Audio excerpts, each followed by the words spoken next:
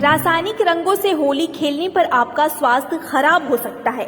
यह रंग शरीर पर इतना बुरा प्रभाव डाल सकते हैं कि दिमाग, किडनी और आंखें कमजोर हो सकती हैं।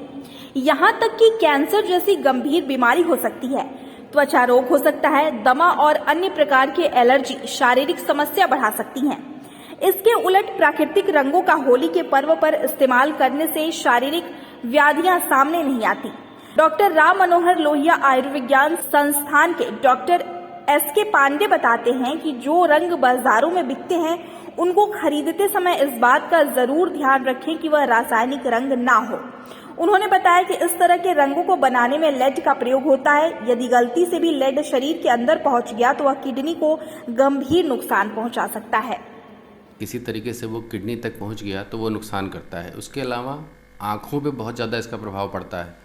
आँखों की कार्निया पे असर आ जाता है, रेडनेस आ जाती है, स्वेलिंग हो जाती है।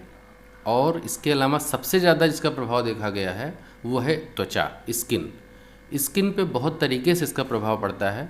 जैसे कुछ लोगों को वैसे भी होली के आसपास, होली में मौसम बदलता है, ऋतु परिवर्तन होता है। अब यहीं से फिर ग्रीष्म ऋतु की शुरुआत हो रही है, गर्मियों की शुरुआत हो रही है।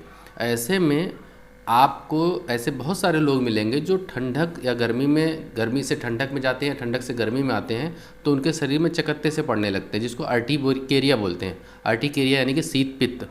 तो शीत पित्त जिन लोग होता है, अगर वो इस ऋतु में होली के टाइम पर रासायनिक रंगों का प्रयोग करके कहीं होली खेल ले रहे हैं या उनको किसी ने लगा दिया तो उनको बहुत तगड़ा रिएक्शन होता है, जिसकी वजह से उनके पूरे शरीर में चकत्ते से पड़ जाते हैं। ईचिंग होती है, खुजली लगती रहती है और साथ में इसके फंगल इन्फेक्शन भी बढ़ जाता है बहुत सारे रासायनिक केमिकल वाले रंगों से।